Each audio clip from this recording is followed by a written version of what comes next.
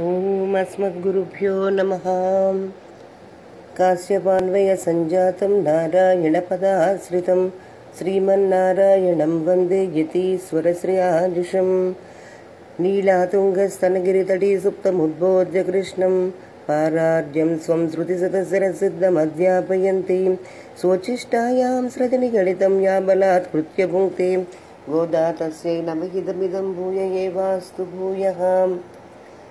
வையத்துவார் வீர்கள் நாமுன்னம்பாவையக்கு செய்யும் கிரிசைகள் கேளீரோ பார்க்கடலுள் பையத்து என்ன பரமனடி பாடி நெய்யுண்ணோம் பாலுண்ணோம் நாட்காலே நீராடி மையெட்டெழுதோம் மலரெட்டு நாமுடையோம் செய்யாதன செய்யோம் தீக்குறளை சென்றோதோம் ஐயமும் பிச்சையும் ஆந்தனையும் கை காட்டி உய்யுமாறின் உகந்து ஏலூரெம்பாவாய். ఆండాళ్ తిరువడిగళే శరణం. భాగవతోత్తములందరికీ దాసోహాలు సమర్పించుకుంటూ త్రిప్పవై దివ్య ప్రబంధంలో మనం 2వ పాసురంలో 3వ పాదంలోకి అడుగు పెడుతున్నాం. పార్కడలుల్ పయ్యెత్తు ఇంద్ర పరమన్ అడిపాడి. పార్కడలుల్ పాల సముద్రంలో పయ్యెత్తు ఇంద్ర మెల్లగా పడుకొని ఉన్న పరమన్ పరమపురుషుని యొక్క అడి పాదాలకి పాడి మంగళం పాడి. పాల్కడలిలో మెల్లగా పడుకొని ఉన్న పరమపురుషుని యొక్క పాదాలకు మంగళం పాడి అంటున్నారు మన వాళ్ళు. అయితే మొదటి పాసురంలో వీళ్ళు నారాయణనే నమక్కే పరయితరువాన్ అని చెప్పుకొచ్చారు. నారాయణ అంటే వ్యాపించి ఉన్న ప్రకృతిలో ఉన్న ప్రతి వస్తువులోనూ లోపల బయట తనే వ్యాపించి అందరికీ ఆధారమైన పరతత్వం నారాయణుడు. ఆ నారాయణుడు ఎవరు? అతనే నందగోపన్ కుమరన్ యశోద ఇళం సింగం. ఆ నారాయణ తత్వమే మనకి బాలసింహమైన యశోద కుమారుడి కింద నందగోపుని యొక్క కుమారుడి కింద మన దగ్గరికి వచ్చి ఉంది అని చెప్పారు. అయితే ఆ నారాయణ తత్వమే జగద్రక్షణ కోసం వ్యూహ రూపంలో పాల్కడలిలో మెల్లగా పడుకుని ఉంది. ఆ పడుకుని ఉన్న ఆ తత్వానికి మనం ఆ పాదాలని పట్టుకుని మనం మంగళం పాడదామని ఈ పాసురంలో వీళ్ళు చెప్తున్నారు.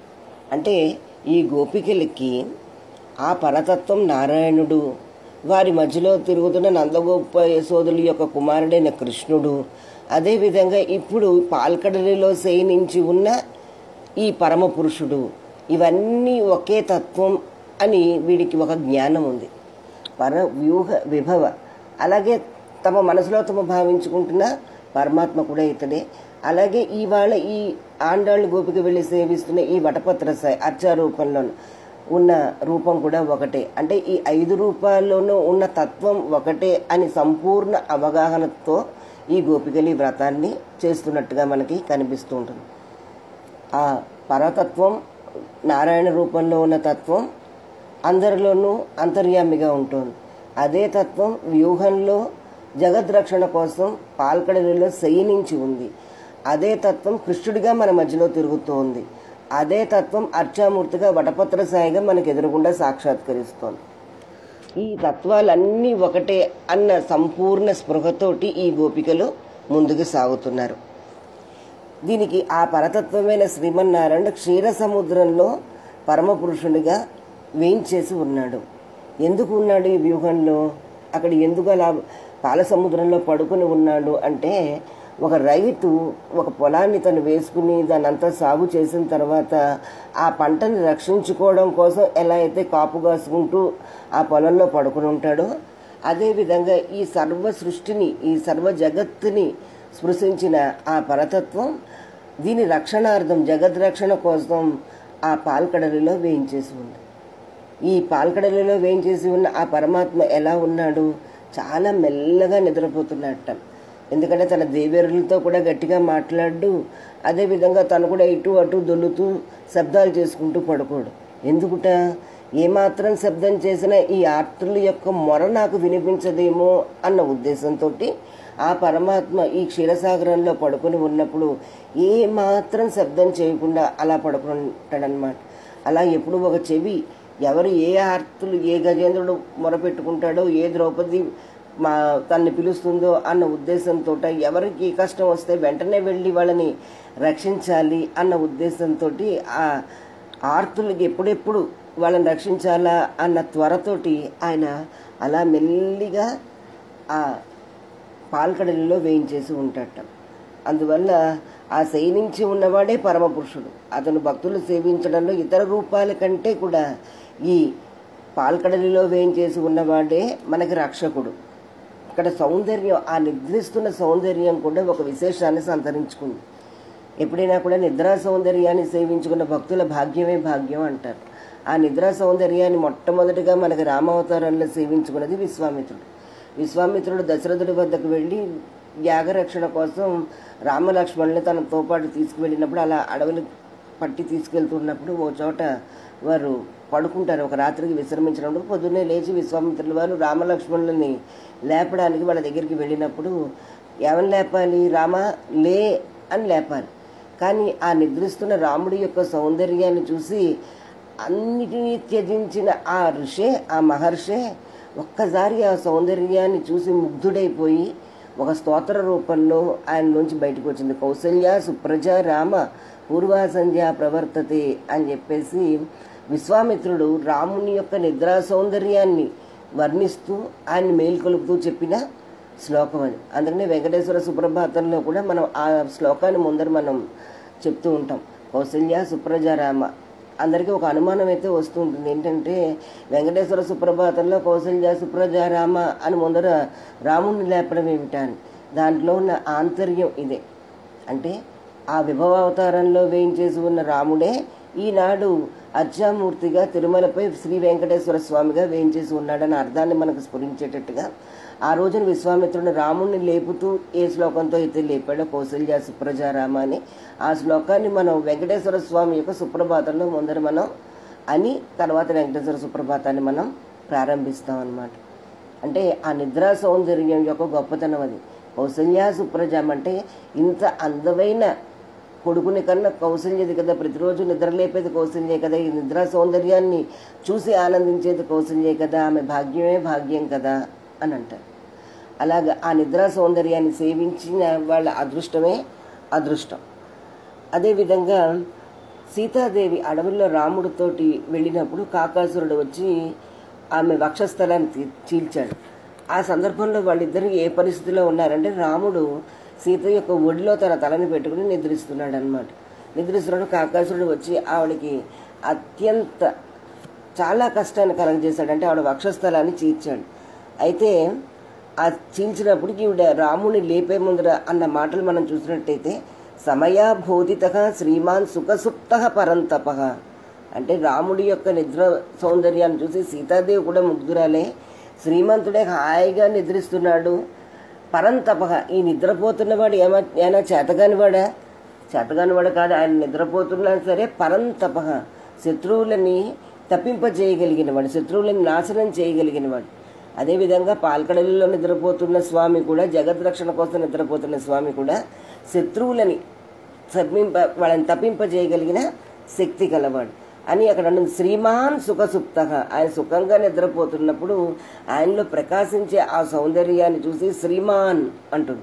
చాలా మోహం పడిపోతుంది అనమాట ఆవిడ. అత్యధికమైన స్త్రీతో విరాజిల్లుతున్నాడు. అంటే నిద్రపోతున్నప్పుడు ఆయనలో ఉన్న ఆ స్త్రీ, ఆ మంగళకరమైన ఆ రూపాన్ని చూసి ఆవిడ పరంతపగా సుఖంగా నిద్రిస్తూ పరులను తప్పింపచేయగలిగే శక్తి ఉన్నవాడు ఏం చేతకాని వాడు నిద్రపోతున్నాడు.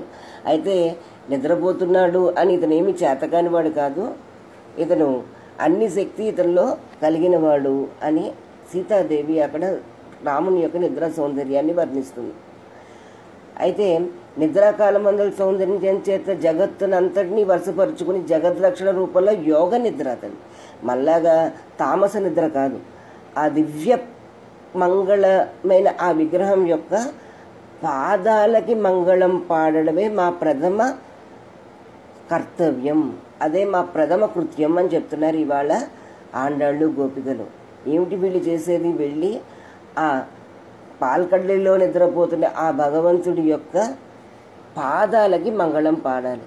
ఎందుకంటే ఆయన పరమ పురుషుడు. ఆ పరమ పురుషుడే ఇక్కడ వేయించేసి ఉన్నాడు అని తెలిసినప్పుడు మనం చేయవలసింది ఏంటి? అతని పాదాలపై పడి మేము నీకు శేషులం అని ఆయనకి ప్రేమతో మంగళం పాడటమే కదా మన యొక్క కర్తవ్యం.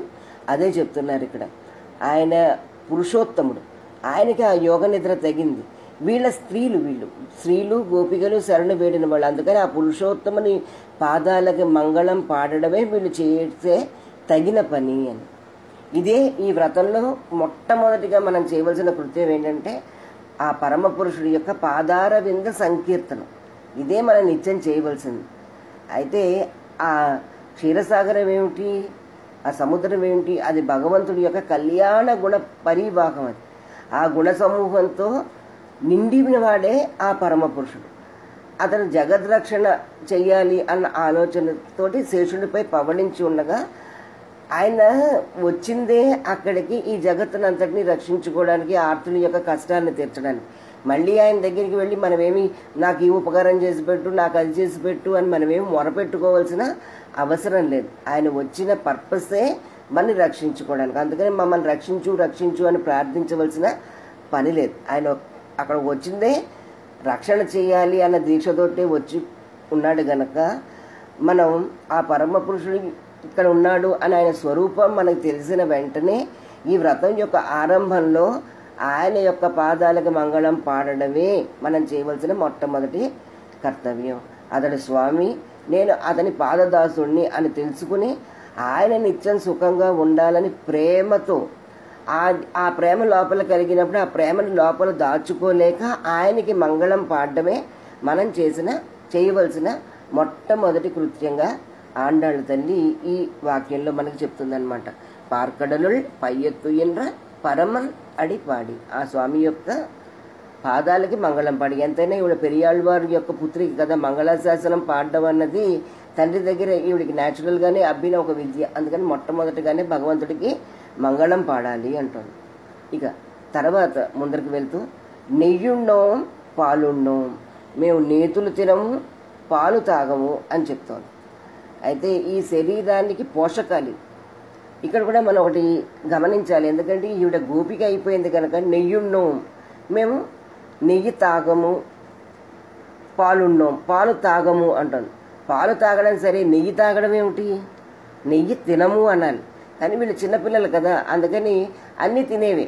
నెయ్యుండం పాలుండం, నెయ్యి తినము పాలు తినము. పాలు తినడం ఏమిటి?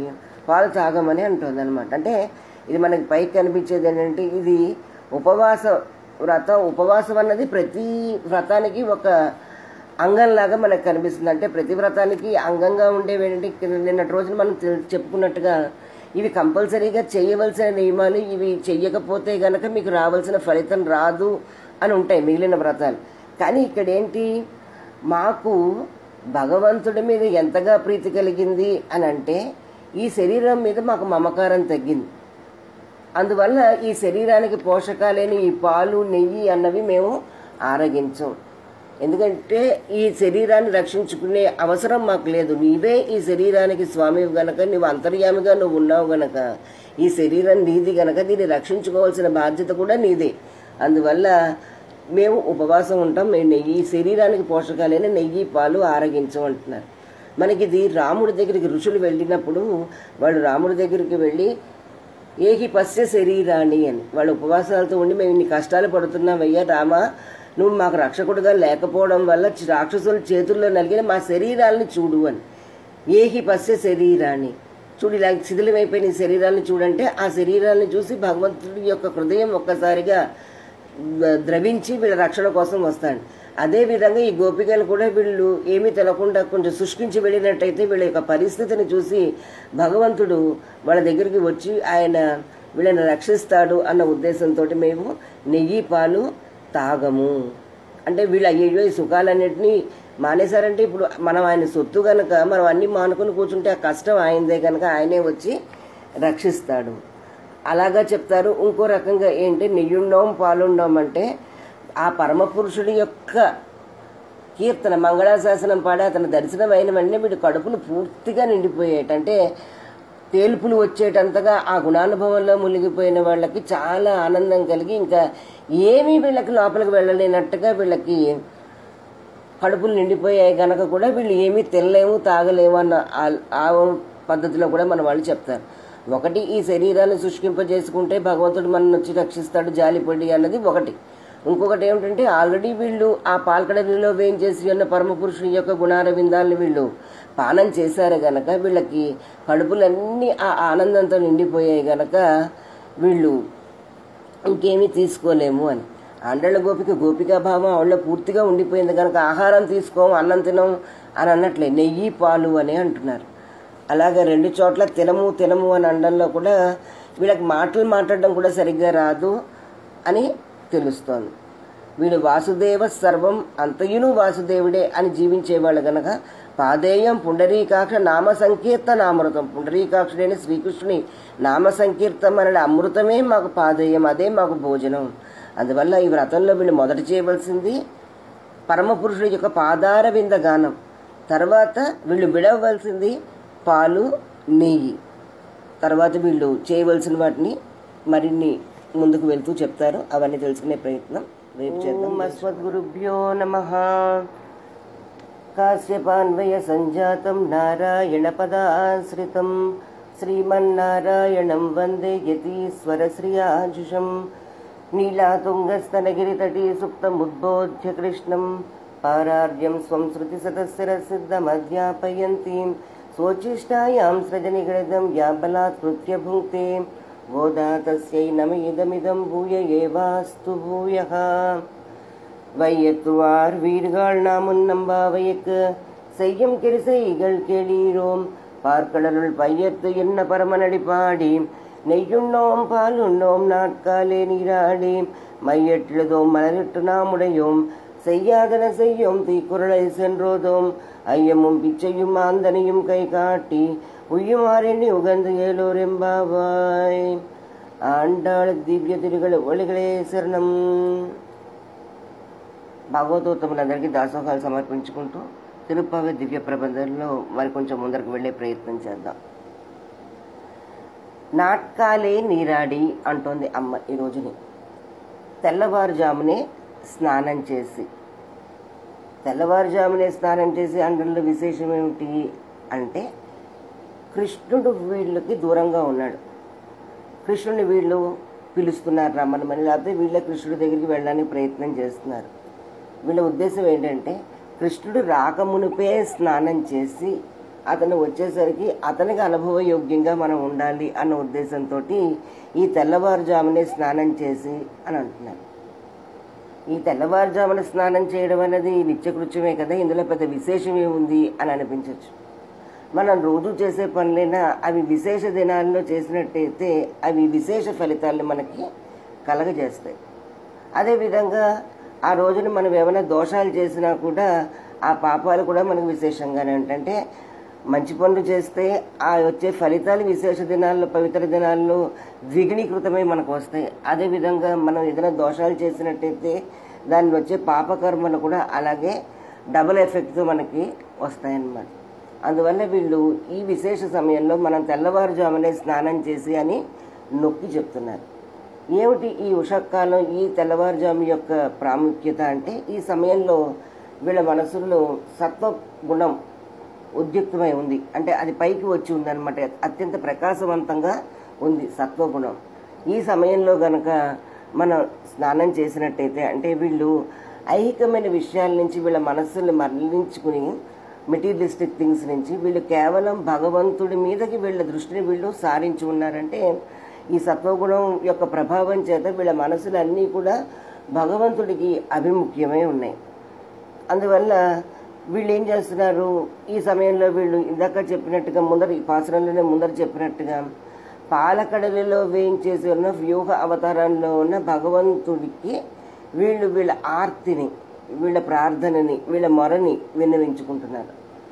అయితే వీళ్ళు అనేది ఏంటంటే అక్కడ పడుకుని వీళ్ళని రక్షించడానికి కోసమే అక్కడ పడుకుని ఉన్న పరమాత్మ లేచి వచ్చే లోపల మేము స్నానం చేసేస్తున్నాం అని భగవంతుడిని పరమాత్మనే వీళ్ళు బెదిరిస్తున్నారు.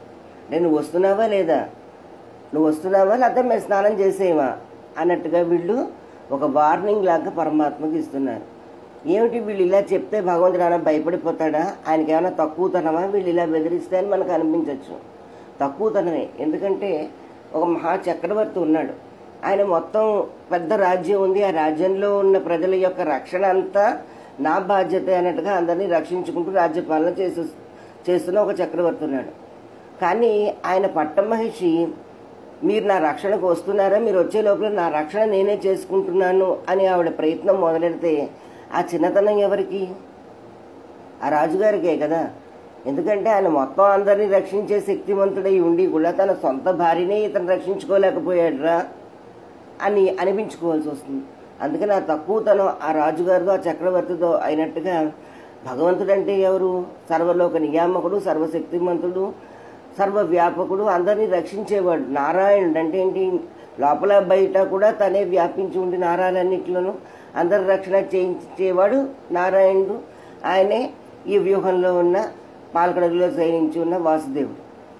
అలాంటి అతన్ని వీళ్ళు రక్షణ కోరి నువ్వు రక్షణ చేయడానికి వస్తున్నావా లేదా, లేకపోతే మా రక్షణ మేమే చేసేసుకుంటామంటే అది ఆయనకి ఒక బెదిరింపులాగే కదా. అటువంటి బెదిరింపునిచ్చి పరమాత్మను కూడా వీళ్ళు భయపెడుతున్నారు. అంతేకాకుండా వీళ్ళకి భగవంతుడే వీళ్ళకి ఉపాయము అని నమ్మినా కూడా, భగవంతుడే మాకు సర్వస్వం అని నమ్మిన వాళ్ళు కూడా నిత్య కృత్యాలని నిత్య కర్మల్ని విడవకూడదు అన్న ఒక సూచికగా కూడా వీళ్ళు స్నానం చేస్తున్నామని చెప్తున్నారు. ఇటువంటి స్నానం మనకి భరతుడు రామాయణంలో చేసినట్టు కనిపిస్తుంది. ఎందుకంటే రాముడి యొక్క వియోగాన్ని భరించలేక అతను చాలా ఎక్కిపోయి ఉన్నాడు. అంటే చాలా బెంగతోటి ఒళ్ళంతా వేడెక్కిపోయి ఉంటే ఆ తాపాన్ని చల్లార్చుకోవడం కోసం అతను అర్ధరాత్రి సమయంలో వెళ్ళి సరయూ నదిలో స్నానం చేసినట్లు చెప్తారన్నమాట. అదేవిధంగా ఈ గోపికలు కూడా కృష్ణ భగవాను యొక్క విశ్లేషణ చేత కలిగిన తాపాన్ని చల్లార్చుకోవడం కోసం వీళ్ళు నోము అనే పేరు పెట్టి, అది ఒక వంక మాత్రమే, నోము అనే మిషతోటి వీళ్ళు కూడా స్నానం చేయడానికి సిద్ధపడుతున్నారు. రాముణ్ణి వధించిన తర్వాత విభీషణుడు రాముడిని ఇంత కష్టపడి యుద్ధం చేసావు కదా స్వామి, స్నానం అలాంటివి పూర్తి చేసుకుని రండి అంటే, ఆ కైకేయి పుత్రుడైన భరతుడు లేనిదే నాకు స్నానం ఇష్టం కాదు, మాకు వస్త్రాలు ఆభరణాలు ఇవి కాదు ముఖ్యం. ఆ కైకేయి పుత్రుడైన భరతుడు అంటే మా మీదే తన యొక్క భారాన్ని అంత పెట్టిన భరతుడు లేని స్నానం నేను చెయ్యనని శ్రీరామచంద్రుడు సమాధానం చెప్పాడు. అంటే శేషి అయిన భగవంతుడు తన శేషుడైన తన భక్తుడు యొక్క స్నానం చేయకపోవడంతో నేను స్నానం చేయనంటే భక్తుడి కోసం తన స్నానాన్ని కూడా ఆయన వదిలేశాడు భగవంతుడు. మరి అయితే భగవంతుడి మీద సర్వస్వం పెట్టుకున్న వీళ్ళు ఎందుకు స్నానం చేయాలి అని మనకి అనిపించచ్చు. అంటే తన యొక్క ప్రియుడు, తన యొక్క భర్త దూరంగా ఉన్నప్పుడు స్నానం చేసుకోవడం, అలంకరించుకోవడాల మీద స్త్రీలు సాధారణంగా దృష్టి పెట్టరు. మరి అలా అయితే ఈ గోపిక ఎందుకు స్నానం చేయడానికి సిద్ధపడుతున్నారు అంటే, వీళ్ళకి స్నానం చేస్తామంటున్నారు కానీ ఎక్కడ స్నానం చేసినట్టు వీళ్ళు కనిపించరు. వీళ్ళు ఏంటంటే మాకు ఉన్న విరహ వేదన, మేము నీవు దగ్గర లేక మేము ఇంత విరహంతో ఉన్నాం, ఇంత తాపంతో ఉంటాం, ఇంత వేడెక్కిపోయి ఉన్నాం అని కృష్ణుడికి తెలియపరచడం కోసమే మేము స్నానం చేసేస్తున్నాము అంట. ఇది తర్వాత మైయెట్టులుదు అంటారు. వీళ్ళు చెయ్యని పనుల్లో ఏంటంటే, మేము మా కంటికి కాటిక పెట్టుకోము, కాటికతో మా కన్నులను మేము అలంకరించుకోము. ఈ గోపికల కళ్ళు చాలా సహజంగానే చాలా పెద్ద పెద్ద కళ్ళు, చాలా అందమైన కళ్ళు. అయినా వీళ్ళు మంగళ సూచకంగా వీళ్ళు ఆ కాటికను పెట్టుకోవడం వీళ్ళకి అలవాటైంది. అయితే వ్రతకాలంలో మేము ఆ కాటికను కూడా మేము పెట్టుకోము అంటున్నారు. ఏమిటి ఇందులో ఆంతర్యం అని అంటే, కన్ను జ్ఞానాన్ని సూచిస్తుంది. ఆత్మజ్ఞానం కలిగి ఉండడమే ఒక జ్ఞానయోగం. ఈ జ్ఞానాన్ని సంపాదించుకోవడం కూడా మా అంతట మేమే మా జ్ఞానాన్ని మేము సంపాదించుకుంటాం అనడం కూడా అది ఒక నింద కింద లేక, అది కూడా మంచి పద్ధతి కాదు.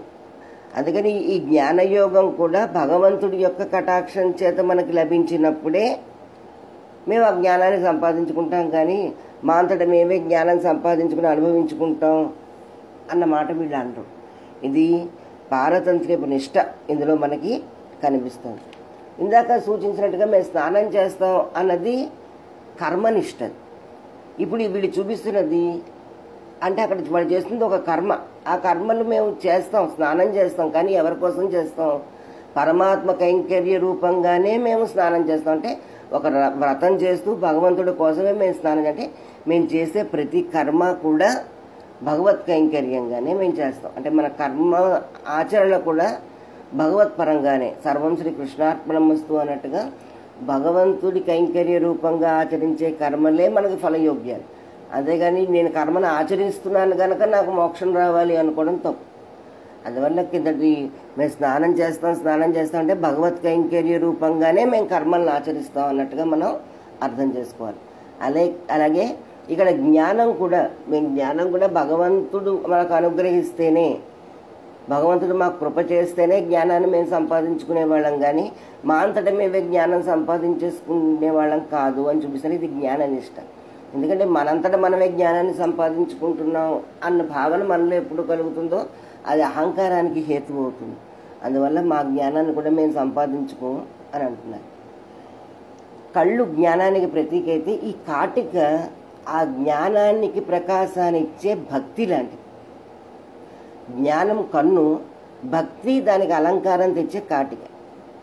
ఏమిటి కాటిక? ఇది మామూలు కాటిక కాదు, ఇది సిద్ధాంజనం అంటారు.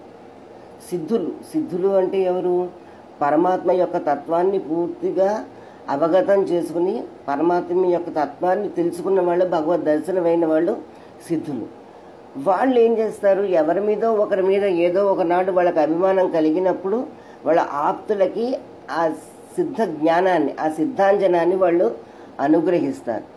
ఆ సిద్ధాంజనం గనక మనకి వాళ్ళ అనుగ్రహం చేత లభించిందా, మనకి ఎక్కడో మరుగున పడిపోయిన ఉన్న నిధి మనకు బయటపడినట్టు, ఎక్కడో మన శరీరంలో ఎక్కడో లోపల దాగి ఉన్న పరమాత్మ అనే నిధి మనలో పాత పెట్టబడి ఉంది. ఆ నిధి మనకి బయటపడుతుంది అన్నమాట. అంటే ఈ విశ్వమంతా భగవంతుడే వ్యాపించి ఉన్నాడు, అదే విశ్వమంతా వ్యాపించి ఉన్న భగవంతుడే నాలోనూ ఉన్నాడు అని ఆ జ్ఞానాన్ని మనకి సిద్ధుల యొక్క, అంటే ఆచార్యుల యొక్క అనుగ్రహం వల్ల మాత్రమే మనకి లభిస్తుంది. అందుకని వాళ్ళు అనుగ్రహించిన సిద్ధాంజనాన్ని మనం పెట్టుకుంటే కనుక అప్పుడే మనకి భగవద్ దర్శనం మనకి కలుగుతుంది. ఆ భగవంతుడు అనే నిధిని మనం చూడగలుగుతాం. అయితే గోపికలు భగవంతుడికి పూర్తిగా పరతంత్రులు. అందుకని ఆ భగవద్భక్తిని ఆర్జించడంలో కూడా మేము స్వప్రయత్నాన్ని మేము పెట్టుకోము. ఆ భక్తి కూడా అతనే ఇవ్వాలి. కేవలం సత్వగుణం మాలో ఉదయించిన వెంటనే మేము వచ్చి నీ పాదాల దగ్గర మేము శరణు వేడుతాం, మమ్మల్ని మేము అర్పణం చేసుకుంటాం, అంతే. ఇంకా తర్వాత ఇంకే పనులు మేము చేయం. మిగతావన్నీ కూడా భగవంతుడి యొక్క భారమే. కాటుగా అలంకరించుకోవడం అంటే దేహానికి మాత్రం అలంకరణ మాత్రం అది కూడా మేము చేసుకోం. ఎందుకంటే ఆత్మజ్ఞానం కలిగి ఆ జ్ఞానం కలిగి ఆ అలంకరణ పూర్తయిన తర్వాత కదా ఈ దేహానికి అలంకారాలు. ఇప్పుడు లోపల అలంకారం లేకుండా, లోపల ఏమీ లేకుండా పైకి అలంకారాలు చేసుకుంటే సుఖం లేదు అన్నది వీళ్ళ ఉద్దేశం అన్నమాట. ఇప్పుడు వీళ్ళు అలంకారం చేసుకునేది కూడా ఎవరి కోసం? కృష్ణుడి కోసమే కదా. అతడే దగ్గర లేనప్పుడు ఈ అలంకారాలు ఎందుకు అన్నది కూడా వీళ్ళకి ఒక భావన. ఎందుకంటే మామూలు సమయాల్లో వీళ్ళు కాటికి పెట్టుకునేవారు, కృష్ణుడు వచ్చేవాడు అక్కడికి. వచ్చి ఈ కన్ను మొదల్లో ఈ కాటికి సరిగ్గా అంటుకోలేదు, ఇది ఇలా దిద్దుకో, ఇది ఇలా దిద్దు అని చెప్పేవారు. వీళ్ళు ఏదో ప్రయత్నం చేసేవారు. ప్రయత్నం చేసి దిద్దుకుంటే అలా కాదు ఇలా దిద్దుకో అని స్వయంగా కృష్ణుడే వీళ్ళకి అలంకరించేవారు. అందువల్ల వీళ్ళు కాటికి పెట్టుకోవడం ఎందుకు? కృష్ణుడు వచ్చి దాన్ని సరిదిద్దుతాడు. ఒకప్పుడు వీళ్ళు కావాలనే అటు ఇటుగా పెట్టుకునేవారేమో కూడా మనకు తెలియదు. ఎందుకంటే కృష్ణుడు రావాలి, ఏంటి అలా పెట్టుకున్నావు బొంకర టింకరగా అని చెప్పి కృష్ణుడు వచ్చి సరిదిద్దాలన్నమాట. అది వీళ్ళకి ఆశ. వీళ్ళు ఆ కాటికలవి పెట్టుకోవడం దేనికంటే కేవలం కృష్ణుడిని వీళ్ళ దగ్గరికి వీళ్ళు తెచ్చుకోవడం కోసం, ఆ తృప్తి కోసం. ఎందుకంటే భగవంతుడికి మనం ఏదైనా ఇవ్వాలి అని అనుకున్నాం అనుకోండి, ఏమి ఇవ్వగలం భగవంతుడికి? ఎవరికైనా ఎప్పుడైనా ఏమి ఇస్తాం? వాళ్ళ దగ్గర అది లేకపోతే మనం వాళ్ళకి అది ఇస్తాం. ఇప్పుడు ఆయనకే అన్నీ ఉన్నప్పుడు, ఆయనే పరిపూర్ణుడైనప్పుడు ఇంకా భగవంతుడికి మనమంటూ సమర్పించేది ఏముంటుంది? మనలో మనం సమర్పించగలిగేది ఏంటంటే మనలో ఉన్న దోషాలు మాత్రమే. మనలో ఉన్న దోషాలు మనం చూపిస్తే, అంటే ఈ కాటికి వంకర టింకరగా పెట్టుకోవడమో తల కింద ఏదో తేడాగా పెట్టుకుంటే ఆయన వచ్చి అలా దాన్ని సరిదిద్దుతాడు. అంటే మనలో ఉన్న దోషాన్ని సరిదిద్దే అవకాశం భగవంతుడికి మనం కల్పించడం కూడా ఒక కైంకర్యం కిందే చూపిస్తున్నారు. చాలా అద్భుతంగా అనిపిస్తుంది అన్నమాట ఈ భావన. మనలో ఉన్న దోషాలని సరిదిద్దే అవకాశం మనం భగవంతుడికి ఇవ్వడమే ఒక కైంకర్యం అంట. ఇప్పుడు అటువంటి అవకాశం లేదు కదా ఈ గోపికలకి. కృష్ణుడు దూరంగా ఉన్నాడు కనుక ఇంకా మనం కాటికలు అవి పెట్టుకోవడం ఎందుకు, పెట్టుకోండి. పైగా ఇందాక చెప్పినట్టుగానే స్నానం చేస్తామని బెదిరించినట్టుగా వీళ్ళు కాటికి మేము పెట్టుకోని జాగ్రత్తని భగవంతుడిని బెదిరిస్తున్నారు. అప్పుడు వీళ్ళు మేము కాటికి పెట్టుకోమంటే కృష్ణుడు వస్తాడు. వచ్చి అయ్యో అదేంటారా కాటికి పెట్టుకోలేదు, పెట్టుకుంటారా చాలా బాగుంటుంది మీకు అని అతను వచ్చి బతిమాలాలి. వీళ్ళు కాటికి పెట్టుకోకపోతే, మీరు పెట్టుకోకపోతే నాకు బెంగగా ఉందయ్యా, నాకు బాగోలేదు, మీరు పెట్టుకోండి అన్నారు. అప్పుడు వీళ్ళు పెట్టుకున్నారు, మేము ఇంకా పెట్టుకొని వీళ్ళు బెట్టు చేస్తారు. అప్పుడు కృష్ణుడే స్వయంగా వచ్చి వీళ్ళ కాటికి రేఖలు దిద్దుతారు. అది వీళ్ళ ఆశ అన్నమాట. అది ఆనందం, వీళ్ళకి ఆనందం, కృష్ణుడికి ఆనందం. అందువల్ల మేము కాటికి పెట్టుకోము అని వీళ్ళు బెదిరిస్తే అతనే పరుగున వచ్చి కాటికి వీళ్ళ చేత పెట్టించి దాన్ని తీర్చిదిద్ది అతను ఆనందపడతాడు. అంటే ఇక్కడ కూడా వీళ్ళు కాటికి పెట్టుకోవడం కూడా భగవంతుడి యొక్క ఆనందం కోసమే. అతడు ప్రణయ రసజ్ఞుడు గనక ఈ ప్రేయసుల వద్దకు అతను రాకుండా ఉండలేడు. మేము ఇలా పెట్టుకోమని వీళ్ళు బెదిరిస్తూ ఉంటే అతను వచ్చి వీళ్ళకి అలంకరిస్తాడని వీళ్ళకి ఒక భావన. అందుకని వీళ్ళు కర్మయోగం, జ్ఞానయోగం, భక్తి యోగం, 3 యోగాల్ని ఈ 2 వాక్యాల్లోనూ మనకి ఆండాళ్ళ తల్లి మనకి ప్రసాదిస్తుంది అన్నమాట. పైకి నాటకాలే నీరాడి స్నానం చేయం అంటున్నారు, పైకి మైట్లుదో అంటున్నారు. కానీ వీటికి ఆంతర్యంలో మనకంటే మేము కర్మయోగాన్ని పాటించినా, జ్ఞానయోగాన్ని పాటించినా, భక్తి యోగాన్ని పాటించినా, ఏం చేసినా కూడా అది నీ కృపచేత మాత్రమే అన్నది ఇది పారతంత్ర్యం యొక్క నిష్ఠ అన్నమాట. ఇందులో కర్మనిష్ట, జ్ఞాననిష్ట, భక్తినిష్ట ఇవన్నీ కూడా మనకి ఈ 2 వాక్యాల్లో మనకి సూచించబడి ఉన్నాయి. అందుకనే దీన్ని దివ్య ప్రబంధం అన్నారు. దివ్య ప్రబంధం అంటే ఒక చిన్న మాట, పైకి చూడడానికి ఒక అందమైన కథ నడుస్తూ ఉంటుంది. అంతర్లీనంగా సముద్రంలో వజ్ర వైడూర్యాలు చాలా నిధులు ఉన్నట్టుగానే ఇందులో తవ్విన కొద్దీ తిరుప్పావి దివ్య ప్రబంధంలో మనకి అనేక విశేషార్థాలు మనకి గోచరిస్తూ ఉంటాయి. అవన్నీ నెమ్మదిగా తెలుసుకునే మన శక్తి కొద్దీ అన్న మాట కూడా తప్పే, భగవంతుడు మనకు అనుగ్రహించినంతగా మనం తెలుసుకునే ప్రయత్నం చేస్తూ ముందరకు సాగుదాం. గురుభ్యో నమః. కాశ్యపాన్వయ సంజాతం నారాయణ పదాశ్రితం శ్రీమన్నారాయణం వందే యతీశ్వరశ్రియాజుషం నీలాతుంగస్తనగిరితటి సుప్తముద్బోధ్య కృష్ణం పారార్యం స్వం శృతి సదస్సిద్ధమధ్యాపయంతి స్వచిష్టాయాం సృజనిగళితం యాబలాత్ కృత్య భుంక్తే గోదాతస్యై నమిదమిదం భూయ ఏవాస్తు భూయః. வையத்து வாழ்வீர்கள் நாமுன்னம் பாவையக்க செய்யும் கிரிசைகள் கேளீரோம் பார்க்கடலுள் பையத்து இன்ன பரமனடி பாடி நெய்யுண்டோம் பாலுண்டோம் நாட்காலே நீராடி மையெட்டெழுதோம் மலரிட்டு நாமுடையோம் செய்யாதன செய்யோம் தீக்குறளை சென்றோதோம் ஐயமும் பிச்சையும் ஆந்தனையும் கை காட்டி உய்யுமாறெண்ணி உகந்து ఏలోరెంబాబాయ్. ఆండాళ్ దివ్య తిరువడిగలే శరణం. భాగవతోత్తములందరికీ దాసోహాలు సమర్పించుకుంటూ తిరుప్పావై దివ్య ప్రబంధంలో మరింత ముందుకు వెళ్ళే ప్రయత్నం చేద్దాం. మలరిట్టు నాముడయోం అంటున్నారు గోపికలు ఈ రోజున. మేము మా కొప్పులలో పువ్వుల్ని ముడుచుకోము అని చెప్తున్నారు. అదేమిటిది, నేనైతే కాటికి పెట్టుకోమన్నారు, ఈరోజు కొప్పుల్లో పువ్వులు ముడుచుకోమంటున్నారు ఏమిటి అని ఆలోచిస్తే, ఈరోజు గోపికలకి పువ్వుల్ని చూశారు వీళ్ళు. పువ్వుల్ని చూసేసరికి అవి చాలా వికాసవంతంగా, చాలా సౌగంధ్యంతో, చాలా సౌకుమార్యంతో ఒక నిత్య నూతనమైన ఆనందాన్ని చూపిస్తున్నట్టుగా ఆ పువ్వులు వీళ్ళకి కనిపించాయి. అది చూసేసరికి వీరికి కించిత్ అసూయ, కించిత్ కోపం కూడా కలిగింది ఆ పువ్వుల్ని చూస్తే. ఒకనాడు ఇవే పువ్వులు మేము అలంకరించుకుని భగవంతుడి దగ్గరికి, కృష్ణుడి దగ్గరికి వెళ్ళినప్పుడు వాటిలోనూ మాలోనూ కూడా ఒకే రకమైన వికాసం, సౌగంధ్యం, సౌందర్యం కనిపించేవి. ఇవాళ చూద్దామా అంటే మేమా కృష్ణుడికి దూరంగా ఉన్నాం, మేమా కళావిహీనంగా ఉన్నాం, వికాసం లేదు మాలో, ఆనందం లేదు మాలో. కానీ ఈ పువ్వులు చూద్దామా అంటే ఇవి కృష్ణుడితో కలిసి ఉండడం లాంచి ఇవాళకి ఇవి నిత్యనూతనంగా కనిపిస్తున్నాయి, ఆనందంగా కనిపిస్తున్నాయి, వికాసవంతంగా కనిపిస్తున్నాయి, సౌగంధ్యాన్ని వెదజల్లుతున్నాయి. అందువల్ల ఆ పువ్వుల్ని చూసేసరికి వీళ్ళకి కించిత్ ఈర్ష్య, అసూయ లాంటివి, కోపం కూడా కలిగాయి. అందుకని మిమ్మల్ని మేము పెట్టుకోం అంటున్నారు.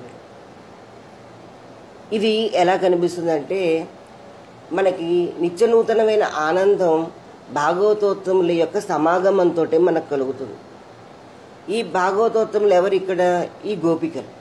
ఈ భాగవతోత్తముల యొక్క సమాగమంతో మనకు కలిగే నిత్య నూతనమైన ఆనందం ఈ పువ్వులను మనం అనుకున్నట్టయితే, ఏనాడైతే వీళ్ళు భగవంతుడికి దూరంగా ఉన్నారో ఈ పువ్వులు మాకు అవసరమే లేదు అని అనుకుంటున్నారు అన్నమాట.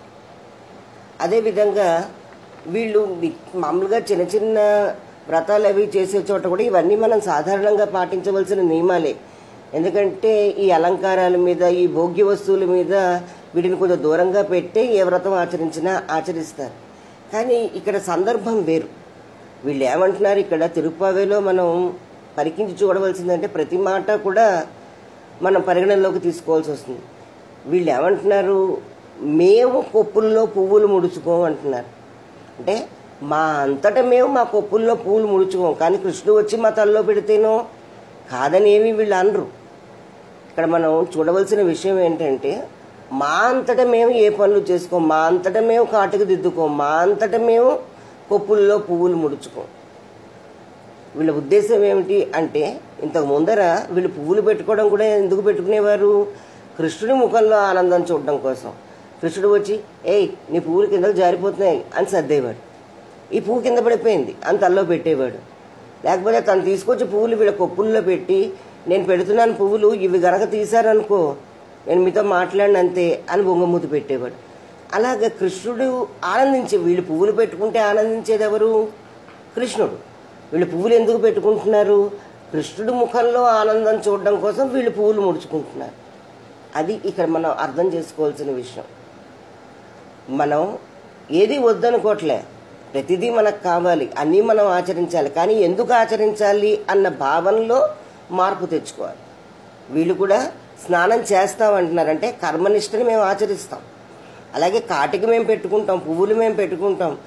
కళ్ళు జ్ఞానానికి సూచిక అయితే ఈ కథల్లో మనం చెప్పుకుందాం. కాటిక, ఈ పువ్వులు ఇవన్నీ కూడా ఆ జ్ఞానానికి అబ్బిన భక్తి నిష్ట లాంటివి అనమాట. అంటే కర్మయోగం మేము పాటిస్తాం, జ్ఞానయోగం మేము పాటిస్తాం, భక్తి యోగం మేము పాటిస్తాం. కానీ ఇవన్నీ దేని గురించి పాటిస్తాం? దేని దృష్టిలో పెట్టుకుని పాటిస్తాం? ఇవే మాకు ఉపాయాలు, ఇవే మమ్మల్ని భగవంతుడి దగ్గరికి చేర్చగలిగిన మోక్ష సాధనాలు అన్న భావనతోటి మేము వీటి ఏ యోగాల్ని మేము ఆచరించం.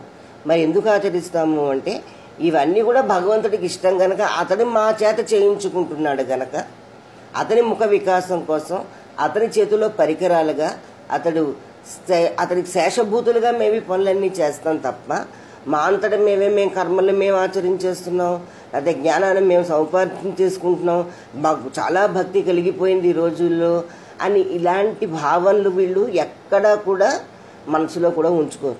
నిజానికి అటువంటి భావనలు వాళ్ళలోకి ఎక్కడ ప్రవేశిస్తాయో అని కించిత్ భయపడుతూ ఉంటారు కూడా గోపికలు.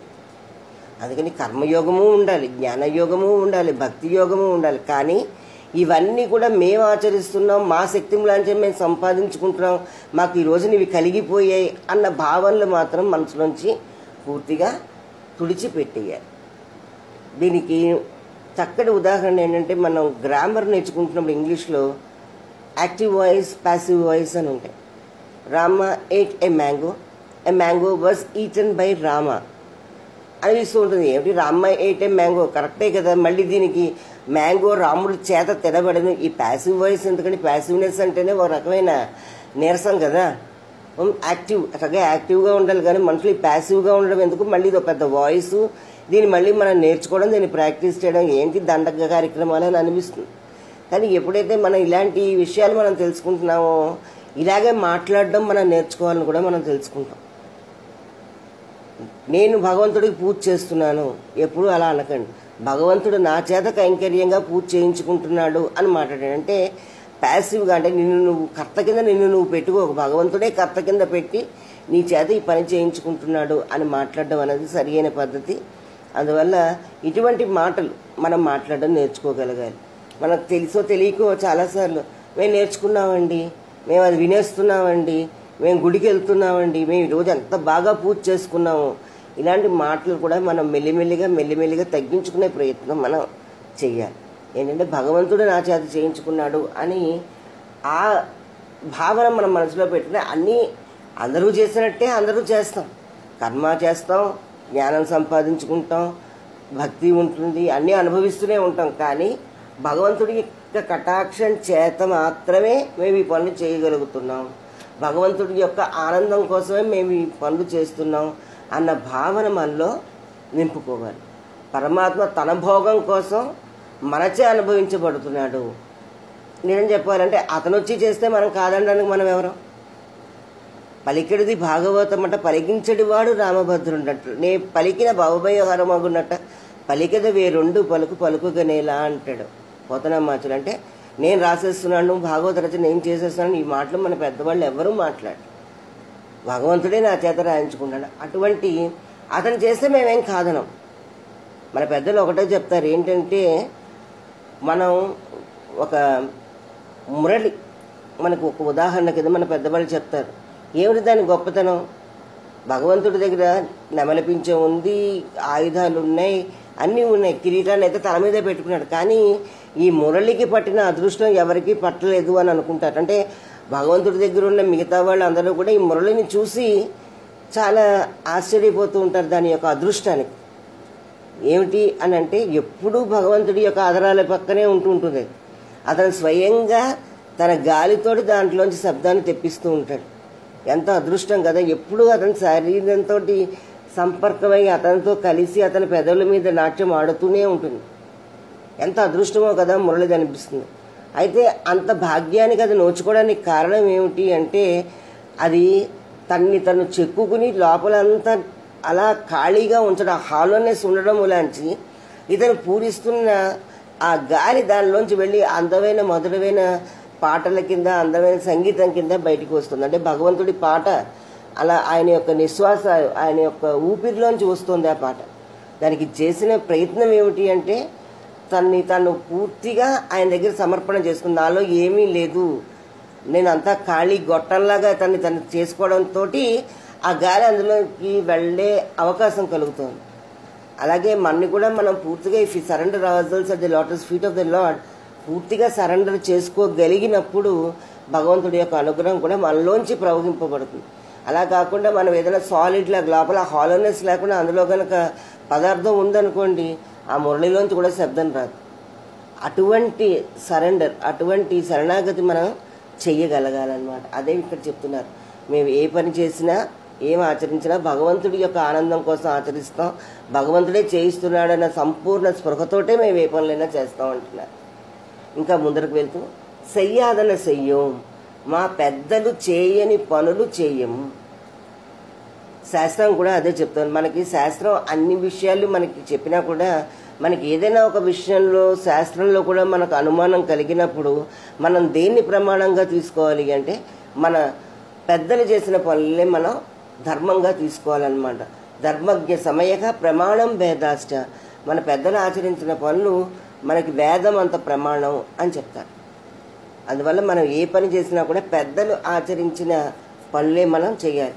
ఒకవేళ నువ్వు చేసే పనుల్లో కానీ నడవడిలో కానీ ఏదైనా సందేహం ఏర్పడినప్పుడు అప్పుడు కర్మనిష్ఠులు, ధార్మికులు, సౌమ్యులు, శ్రద్ధాళువులు అయిన పెద్దలు ఎలా ఆ పనిని ఆచరించారో అది మనం దృష్టిలో పెట్టుకుని మనం ఆచరించాలి. ఈ గోపికలకి వీళ్ళు పెద్దలు ఎలా ఆచరించారు? వీళ్ళు కృష్ణుని తప్ప ఇతరులని సేవించడం ఎరగని వాళ్ళు వీళ్ళ పెద్దలు. అతనే సాధనం, అతనే సాధ్యం అన్న నిశ్చయం కలిగిన వాళ్ళు గనక అలా పెద్దల ద్వారా వీళ్ళకి లభించిన ఒక జ్ఞానం చేత కూడా వీళ్ళు కృష్ణుడే ఉపయోగమని నమ్మారు. అందుకని వీళ్ళు ఇక్కడ ఘంటాపదంగా చెప్తున్నది ఏంటంటే మా పెద్దలు ఆచరించినట్టుగానే వాళ్ళ మార్గంలోనే మేము ముందుకు సాగుతాం అని చెప్పారు. గతంలో మనం చెప్పుకుంటే అందువల్ల ఈ పెద్దలు కూడా ఎలా ఉండాలి? వాళ్ళకి నిజంగా ఈ నిష్టలు, ఈ యోగాలు, ఈ కర్మ ఆచరణలు అవసరం లేకపోయినా ఈ చిన్నవాళ్ళు మన చూసి ఆచరిస్తారు అన్న ఉద్దేశంతో వాళ్ళు ఇవన్నీ ఆచరిస్తూనే ఉండాలి. దీనికి ఒక చిన్న కథలాంటిది చెప్పాలి. ఏంటంటే ఒకసారి ఒక పండితుడు ఒక నది పుష్కరాలకి దేనికో వెళ్ళాట స్నానం చేయడానికి. ఒంటరిగా వెళ్ళాడు. అతని దగ్గర ఒక సంచి లాంటి దాంట్లో తన స్నానం చేసిన తర్వాత మార్చుకోవాల్సిన వస్త్రాలు అవేవో పెట్టుకుని వెళ్ళాడు. ఈ సంచి ఎవరికి ఇవ్వాలో అర్థం కాక అతను ఏం చేశాడు, మళ్ళీ గట్టును పెడితే ఎవరన్నా తీసేస్తారో, ఎందుకు వచ్చింది, ఏదో చిత్తం చెప్పుల మీద వెళ్ళింది భగవంతుడు దానికి, ఇదంతా ఎందుకు అని చెప్పేసి ఇతను ఏం చేశాడు, ఎవరికి ఇవ్వాలో అర్థం కాక ఒక చిన్న గుంటలాంటి తీసి అందులో ఈ సంచి పెట్టేసి దాని మీద ఒక రాయి లాంటిది అక్కడ గుర్తుగా పెట్టుకోవడానికి మళ్ళీ ఒక రాయి లాంటిది పెట్టి స్నానానికి వెళ్ళిపోయాడు. స్నానానికి వెళ్ళిపోతే అక్కడ చుట్టూరా ఉన్నవాళ్ళు ఈ పండితుడిని అబ్జర్వ్ చేస్తున్నారు.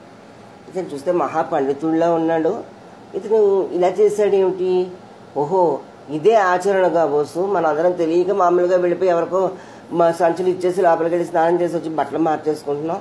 అలా కాదనమాట, స్నానం చేసి వచ్చి మార్చుకునే బట్టలు ఇలా గుంట తీసి లోపల పెట్టుకుని దాని మీద ఒక రాయి పెట్టి అప్పుడు వెళ్ళి స్నానం చేసి వచ్చి అప్పుడు ఈ బట్టలు మార్చుకోవాలన్నమాట, ఇదే నియమంగా బోసు అని చెప్పేసి అక్కడ ఉన్న వాళ్ళందరూ ఏం చేశారట, గుంటలు తవ్వి వాళ్ళు తెచ్చుకునే బట్టలు అందులో పెట్టి మళ్ళీ ఎగ్జాక్ట్గా ఇతను ఎటువంటి రాయి అయితే పెట్టాడో అటువంటి రాయిని ఎక్కడి నుంచో వెతుక్కు వెతుక్కు వెతుక్కు తెచ్చుకుని పెట్టి ఇంకొంచెం ఇంప్రూవైజేషన్ అనమాట. అక్కడ దీపం వెలిగించి కొబ్బరికాయలు కొట్టి దానికి ఒక అగరత్తులు లాంటివి పెట్టి అందరూ కూడా స్నానం చేయడానికి వెళ్ళారు. ఇతనికి ఏం తెలుసు, ఇతను మామూలుగా తన పద్ధతిలో తన స్నానం చేసి వచ్చి ఆ రాయి ఉంటుంది కదా దాన్ని గుర్తుగా వెళ్ళిన బట్టలు తీసుకుని వెళ్ళిపోదాం అంటే తీరా గట్టు మీదకి వచ్చి చూసేసరికి అతనికి మతిపోయింది. అన్ని రాళ్లే, పైగా దీపాలు అగరొత్తులు, ఎక్కడ నేను పెట్టిన అన్నీ మళ్ళీ ఒకే ఇలాంటి రాళ్ళు, తను పెట్టినలాంటి రాళ్లే కనిపిస్తున్నాయి. ఇదేంటి అని ఆశ్చర్యపోయి ఈసారి తూర్పు తిరిగి దండం పెట్టి ఆ తడి బట్టలతోటి ఇంటికి పోయేట అతను. అలాగా పెద్దలు ఆచరించిన పనులని చిన్నవాళ్ళు అంత ఆచరించేటట్టుగా మనకు ఆచరణ యోగ్యాలు అన్నట్టుగా వాటికి వేసి చూస్తూ ఉంటారు. అందుకని ఇక్కడ పెద్దలు కర్మలను ఆచరిస్తూ ఉండాలి, చిన్నవాళ్ళు కూడా వీళ్ళకి ఏదైనా సందేహం ఏర్పడినప్పుడు ఆ పెద్దవాళ్ళు ఎలా ఆచరించాలో అది చూసి ఆచరిస్తూ ఉండాలన్నమాట. అయితే ఇక్కడ మనకు సందేహం వస్తుంది, వీళ్ళు అన్ని భగవత్ స్వరూపమే, ప్రకృతి అంతా కూడా భగవంతుడు సృష్టించిందే, ప్రతిదీ భగవంతుడి రూపమే, నారాయణ తత్వమే అని నమ్మిన వాళ్ళు కదా, ఏవో కొన్ని పనులు చేస్తాం, కొన్నిటి మేము స్వీకరిస్తాం, కొన్నిటి మేము స్వీకరించాం, ఇలాంటి మాటలు తగునా అని. ఉదాహరణకి ప్రహ్లాదుడు భగవంతుడి మీద నమ్మకంతో ఏంటంటే ఇది నేను స్వీకరించదగింది, ఇది నేను స్వీకరించదగనిది అన్నట్టు ఏం పెట్టుకోలేదు. ఎందుకంటే వాళ్ళ నాన్నగారు అగ్నిలో దూకమన్నా దూకాడు, సముద్రంలో పడేసినా ఏం అవ్వలేదు, పైనుంచి పెద్ద పెద్ద కొండల మించి పడేసినా అతనికి ఏం అవ్వలేదు, విషాన్ని తాగినా ఏం అవ్వలేదు. ఎందుకంటే ఇది నాకు తగును, ఇది నాకు తగదు అన్న భావన అతను పెట్టుకోలేదు. ఎందుకంటే అంతా కూడా భగవంతమయం అని అనుకున్నప్పుడు అన్నీ ఆయనే చూసుకుంటాడని చెప్పి తన యొక్క భారాన్ని అంతటినీ భగవంతుడి మీద పెట్టి సాగాడు. మరి ఈ గోపికలు ఏమిటి, ఇవే స్వీకరిస్తాం, ఇవే స్వీకరించాం అని అంటున్నారు ఏమిటి అంటే, నిజమే అన్నీ భగవద్మయమే అయినా కానీ కొన్ని వాటి యొక్క ఉపాధేయాన్ని బట్టి కొన్ని దుష్టాలు ఉంటాయన్నమాట. ఆ ఉపాధి దుష్టం గనక కొన్నిటిని మేము స్వీకరించాం అని అంటున్నారు. మన వాళ్ళు తిండి విషయంలో ఇలాంటి అనుమానాలు వ్యక్తం చేస్తారు. ఎందుకంటే ఇప్పుడు వంకాయ భగవత్ సృష్టే కదండి, ఉల్లిపాయ భగవత్ సృష్టే కదా, మరి వంకాయల్ని మనం తింటాం, ఉల్లిపాయలు మనం ఎందుకు తినాం, భగవంతుడు సృష్టించినవే కదండి అని అంటే అది దాని యొక్క అది ఉపాధిలో దుష్టత ఉంది కనుక ఇవి మనం స్వీకరించకూడదని పెద్దలు చెప్తారనమాట. అందువల్ల ఇందులో ముఖ్యంగా చెప్తున్నది ఏంటంటే మనం ఏ పని చేసినా, మనం కర్మయోగం చేసినా, జ్ఞానయోగం చేసినా, భక్తి యోగం చేసినా, ఏం చేసినా ఇదంతా కూడా భగవంతుడు మాకు ఇచ్చాడు కనుక వీటన్నిటిని ఆచరిస్తున్నాం అన్న భావనతో మనం చేయాలి తప్ప ఇవన్నీ కూడా మేమే సాధించుకుంటున్నాం అన్న భావనలు మనలో ఏ కోసానా ఉండకూడదు. అలాగే మనం చేసే ప్రతి పని కూడా పెద్దలు ఆచరించిన పనులే ఉండాలి, పెద్దలు చేయని పనులు మేము చెయ్యమంటున్నారు. ఎందుకంటే దీనికి ఉదాహరణగా విభీషణుడు చెప్పుకోవచ్చు. విభీషణుడికి తెలుసు శ్రీరాముడు తను వెళ్ళి శరణు వేడితే కాళ్ళమే పడితే తప్పకుండా రక్షిస్తాడని తెలుసు. కానీ గతంలో తను చూసినట్టు ఏంటంటే ఆ పెద్దల ద్వారా మాత్రమే భగవంతుని చేరాలి అని తను తెలుసుకునే విషయాన్ని అనుసరించి నివేదయత మా క్షిప్రం అంటాడు. నేను వచ్చానని కాస్త విన్నవించండి శ్రీరాముడితోటి అని సుగ్రీవుడు అటువంటి వాళ్ళ ద్వారానే శ్రీరామచంద్రుడిని ఆశ్రయించాడు. అందుకని గోపికలు కూడా ఈ పూర్వాచారాన్ని ఆచరిస్తాం, ఇది కూడా ఈ వ్రతాల్లో ప్రధానమైన ధర్మం అని ఇది ఒక ప్రమాణం, అది స్వీకరించవలసిన ప్రమాణం అని చెప్తూ ముందుకు సాగుతున్నారు. మరిన్ని విషయాలు రేపు తెలుసుకునే ప్రయత్నం చేద్దాం. జై శ్రీమన్నారాయణ. ఓం అస్మద్గురుభ్యో నమః. కాశ్యపాన్వయ సంజాతం నారాయణ పదాశ్రితం శ్రీమన్నారాయణం వందే యతీశ్వరశ్రియాజుషం. నీలాతుంగస్తనగిరితటీ సుప్తముద్బోధ్య కృష్ణం పారాద్యం స్వం శృతి సదస్సిద్ధమధ్యాపయంతి స్వోచ్చిష్టాయాం సృజనిగళితం యా బలాత్ కృత్య భుంక్తే గోదా తస్యై నమయిదమిదం భూయ ఏవాస్తు భూయః. வையத்துவார் வீர்கள் நாம் உன்னம் பாவையக்கு செய்யும் கிரிசைகள் கேளீரோம் பார்க்கடலுள் பையத்து என்ற பரமனடி பாடி நெய்யுண்ணோம் பாலுண்ணோம் நாட்காலே நீராடி மையெட்டிலுதோ மலரிட்டு நாமுடையோம் செய்யாதன செய்யும் தீக்குறளை சென்றோதோம் ஐயமும் பிச்சையும் ஆந்தனையும் கை కాటి ఉయ్యిమారెణ్ణి ఉగందు ఏలోరెంబావాయ్. భాగవతోత్తములందరికీ దాసోహాలు సమర్పించుకుంటూ తిరుప్పావే దివ్య ప్రబంధంలో మరొక అడుగు ముందరకు వేసే ప్రయత్నం చేద్దాం. తీక్కురళై సెన్రోదోం అంటున్నారు ఇవాళ మన గోపికలు. ఇతరులకు అనర్థం కలిగించే తప్పుడు మాటల్ని పలకము అంటున్నారు ఇవాళ. ఈ పాసురంలో ఈ రోజుని గోపికలు మనకి వాక్కు యొక్క గొప్పతనం, మాటని ఏ విధంగా ఉపయోగించుకోవాలో చెప్తున్నారు. మనం ఒకసారి ఆలోచించినట్టయితే మాట అన్నది మనిషికి మాత్రమే భగవంతుడు అనుగ్రహించిన ఒక వరం. మనలోని కోపతాపాల్ని, మనలోని భావోద్రేకాల్ని అన్నిటినీ కూడా మనం చక్కటి మాటల రూపంలో ఎదుటి వారికి మనం వ్యక్తం చేయగలం. ఇతర జంతువులకి, పక్షులకి, క్రిమికీటకాదులకి ఈ శక్తి ఉందో లేదో మనకు అంత బాగా తెలియదు, కానీ ఉన్నట్టుగా అయితే మాత్రం మనకు ఎక్కడా కనిపించదు. మనిషి తనకున్న ప్రతిభావాన్ని ఎదుటి వాళ్ళకి వ్యక్తం చేయడానికి మాట ఒక సాధనం లాంటిది. అటువంటి ఒక గొప్ప సాధనాన్ని భగవంతుడు మనిషికి అనుగ్రహించాడు. అయితే ఈ మాటని మనం ఏ విధంగా ఉపయోగించుకోవాలో చెబుతున్నారు మనకి ఇవాళ ఈ గోపభావినులు. ఇది ఒక గొప్ప వరం. అయితే మాట అనేది ఎలా ఉండాలి? పొద్దున్న లేచిన దగ్గర నుంచి మనం అనేక మాటలు మాట్లాడుతూనే ఉంటాం. అయితే ఈ మాట అన్నది ఎలా ఉండాలి అంటే, మాటకి ఏ లక్షణాలు ఉండాలి అంటే, మాటకి 3 లక్షణాలు ఉండాలంటారు. ఏమిటి? మాట సత్యమై ఉండాలి, మాట హితకరమై ఉండాలి, మాట ఎదుటి వాళ్ళకి ప్రియాన్ని కలిగించాలి. సత్యం, హితం, ప్రియం, ఈ 3 లక్షణాలు మనం మాట్లాడే మాటల్లో మనకి ఉండాలి. సత్యమై అంటే నిజంగా చెప్పడం అనే అర్థం కింద మనం తీసుకుని, కొంతమంది చెప్తూ ఉంటారు, ఏమండి మాకు ఏమీ దాచుకోవడం మాకు తెలియదు, ఏదో లౌక్యంగా మాట్లాడడం అసలే తెలియదు, మాకు ఏదైనా తెలిసింది అంటే, లేకపోతే ఎవరికైనా ఏదైనా చెప్పాలి అని మేము అనుకుంటే అది కుండ బద్దలు కొట్టినట్టుగా మేము చెప్పడం మాకు అలవాటు, మేము ఎప్పుడు సత్యమే పలుకుతాం, మేము ముక్కుసూటిగానే నడుస్తాం అని అంటారు. మంచిదే, కానీ ఇది కాదు. సత్యమే అంటే నువ్వు మాట్లాడే మాట అందరికీ మేలు కలిగించేది అయి ఉండాలి. సరే, మేలు కలిగిస్తున్నాం కదా అని ఎదుటి వాళ్ళని అది ఉద్వేగపరచకూడదు. ఇలా సత్యం పలుకుతూ ఎదుటి వాళ్ళకి మేలు కలిగిస్తూ వాళ్ళని ఉద్వేగపరచకుండా మాట్లాడగలగడమే ఒక తపస్సు. నిజంగా అందంగా మాట్లాడడం అన్నది ఒక గొప్ప తపస్సు అంటారు. అలాగే మనం మాట్లాడే మాటల్లో అంటే తిరుప్పావే దివ్య ప్రబంధం అన్నది అన్ని వేళలా అందరికీ వర్తిస్తుందనడానికి ఇటువంటి మాటలు, ఇటువంటి సూక్తులు మనకి ఈనాటికి చాలా చక్కగా మనం వాటిని వర్తింపజేసుకోవాలి అని అనిపిస్తూ ఉంటుంది.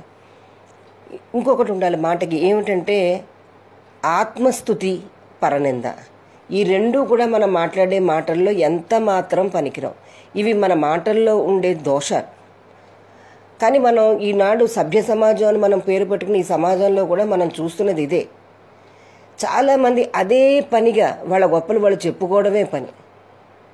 చెప్పుకుంటే తన గొప్పలు చెప్పుకోవాలి, లేకపోతే పక్క వాళ్ళలో ఉన్న దోషాన్ని ఎత్తి చూపించాలి, ఎదుటి వాళ్ళని అధిక్షేపించాలి. ఇవి మాటల్లో ఉండే చాలా పెద్ద పెద్ద దోషాలన్నమాట. కొంతమంది చూడండి, పక్క వాళ్ళ దోషాన్ని ఎత్తి చూపుతూనే ఉంటారు, వాళ్ళని అధిక్షేపిస్తూనే ఉంటారు.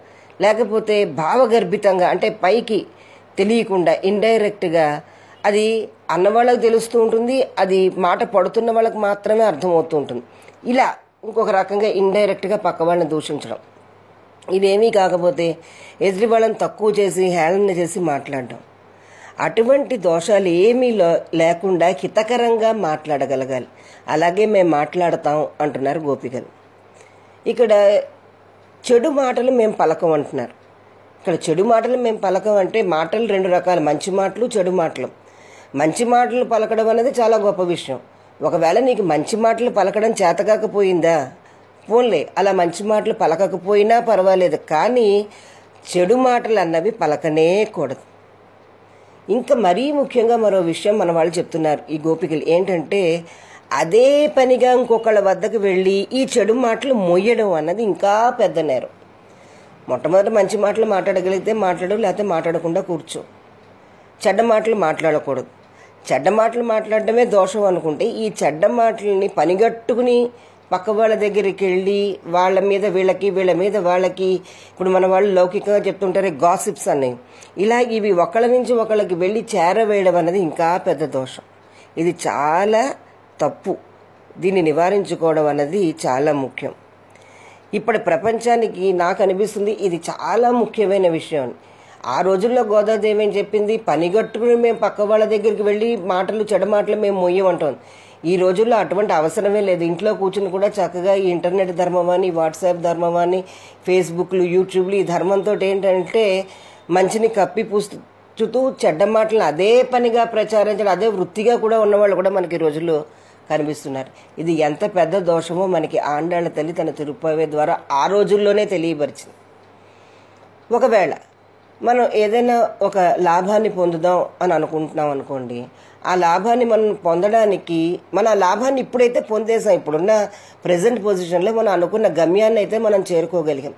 అయితే ఆ గమ్యాన్ని మనం చేరుకోవడానికి కొంతమంది మొదట్లో చాలా అడ్డంకుగా నిలిచారు. ఉదాహరణకి ఇక్కడే మనం ఈ సందర్భం తీసుకున్నట్టయితే గోపికలు కృష్ణుని చేరాలి అని అనుకున్నారు. వాళ్ళకి మొదటి నుంచి కృష్ణుడితో కలవడం, కృష్ణుడితో కలిసి ఆడుకోవడం, పాడుకోవడం ఇవన్నీ చాలా ఇష్టమైన విషయాలు. కానీ వాళ్ళు కృష్ణుడిని చేరడానికి ఆ ఊళ్ళో ఉన్న గోప పెద్దలందరూ వాళ్ళని అటకాయించారు, వాళ్ళకి అడ్డుగా నిలబడ్డారు, వాళ్ళని నిర్బంధించారు. అయితే ఈ రోజు వీళ్ళ అదృష్ట విశేషం చేత అక్కడ వాళ్ళకు రోగపోవడం, అదే పెద్దలు ఎవరైతే వీళ్ళని మొదట్లో అడ్డగించారో వాళ్లే స్వయంగా కృష్ణుడికి అప్పగించి వీళ్ళ చేత వ్రతం చేయించమని వాళ్లే బతిమల్లి వీళ్ళని వాళ్ళకి అప్పగించారు. అంతా బాగానే ఉంది. ఈ రోజున వీళ్ళు కృష్ణుడి దగ్గరికి వెళ్ళబోతున్నారు, కృష్ణుడిని చేరబోతున్నారు, కృష్ణుడిని చేరారు. కానీ అక్కడికి వెళ్ళిన తర్వాత, కృష్ణుడిని చేరిన తర్వాత గోపికలు ఆ రోజున మమ్మల్ని నిరోధించిన వారిని, గోప పెద్దల్ని ఎక్కడా దూషించినట్టుగా మనకు కనిపించదు. వారిపై అభియోగాలు వీళ్ళు చేయలేదు. ముందుకు సాగిన తర్వాత మన తిరుపతిలో ఇంకా ముందుకు సాగిన తర్వాత మనం ఇంకొక సందర్భాన్ని మనం చూస్తుంటాం. ఈ గోపికలు నిద్రపోతున్న గోపికల్ని లేపుతూ ఉంటారు. ఆ క్రమంలో వీళ్ళు వాళ్ళని కొన్ని మాటలు అంటుంటారు, స్నేహపూర్వకంగా వాళ్ళు వీళ్ళని కొన్ని దూషిస్తూ ఉంటారు. అయితే అక్కడికి చేరిన తర్వాత, కృష్ణుని చేరిన తర్వాత, అదిగో అది ఆ అమ్మాయి నన్ను ఇలా అంది, ఈ అమ్మాయి నన్ను ఇలా అందని చెప్పి ఒకళ్ళ మీద ఒకళ్ళు ఆ ప్రస్తావనే కృష్ణుడి వద్దకు వీళ్ళు తీసుకురావాలి. ఇది ఒక రకమైన యోగ్యత.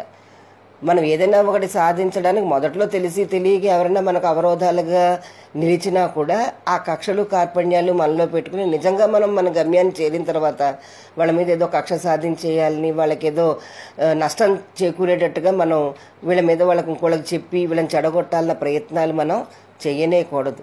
అలా గొప్ప యోగ్యతని కలిగి ఉండగలగాలి. మనం రామాయణాన్ని గనక మనం తరచి చూస్తే సీతమ్మని రావణాసుడు అపహరించి చాలా కష్టాలు పెట్టాడు. కానీ అతను తన్ని పెట్టిన బాధలన్నీ సీతమ్మ రామునితో ఏకాంతంలో కూడా ఏనాడు ప్రస్తావించినట్టుగా మనకు వాల్మీకి రామాయణంలో ఎక్కడా కూడా కనిపించదు. అది ఒక క్షమాగుణం. పెడితే పెట్టాడులే అని అలా వదిలేసిందని. ఈ చక్కటి వాగ్వైభవాన్ని మనం చూడాలంటే మనకి ఆ చక్కటి మాట తీరు మనకి హనుమంతుల్లో మనకు కనిపిస్తుంది. ఈ విధంగా చక్కటి మాట తీరుని అలవరుచుకోవడం అన్నది ఈ వ్రతంలో ఒక ముఖ్యమైన అంశం. ఎవరైనా మనకు అపకారం చేసినా వారిని చూసి జాలిపడాలే తప్ప మనం తిరిగి వారికి ఏదో అనర్థం కలిగించే ప్రయత్నం ముఖ్యంగా మన మాటల ద్వారా చేయడం అన్నది అసలు చేయనేకూడదు. ఇటువంటి వాక్శుద్ధిని పొందడం కూడా చాలా కష్టం. ఇది కూడా ఈ వ్రత నియమాల్లో చాలా ముఖ్యమైనదిగా మన గోపభామల్ని ఇవాళ మనకి తెలియజేస్తున్నారు. అందుకనే మన పెద్దలు అంటారు, మాట్లాడడం అంటే అంత మాటలు కాదు సుమా అంటారు. అటువంటి అందమైన మాటని ఈ వ్రతంలో చేరిన మనందరం కూడా అలవరుచుకునే ప్రయత్నం చేద్దాం. ఇంకా ముందరకు వెళ్తూ అయ్యముం పిచ్చయ్యం ఆందనియం కైకాట్టి, మనం ఈ వ్రతంలో దానం చేసేదాం, భిక్ష ఇచ్చేదాం అని చెప్తోంది. మనం దానాలు చేయాలి, ధర్మాలు చేయాలి, కానీ ఇచ్చి కూడా అహంకరించక ఇంకా ఏమీ చేయలేకపోయామే అని విచారిస్తాము అని అంటున్నారు గోపభామలు. అసలు దానానికి ఈ భిక్షకి ఉన్న భేదం ఏమిటి అంటే, యోగ్యులైన వారికి తగినట్టుగా మనం తరించడానికి ఇచ్చేది దానం. ఆర్తులైన వారి అవసరాన్ని చూసి అయ్యయ్యో వాళ్ళు ఇంత కష్టపడుతున్నారే అని ఒక రకమైన ప్రేమ వాళ్ళ మీద కలిగి వాళ్ళ బాధని చూసి ఓర్వలేక ఇచ్చేది భిక్ష.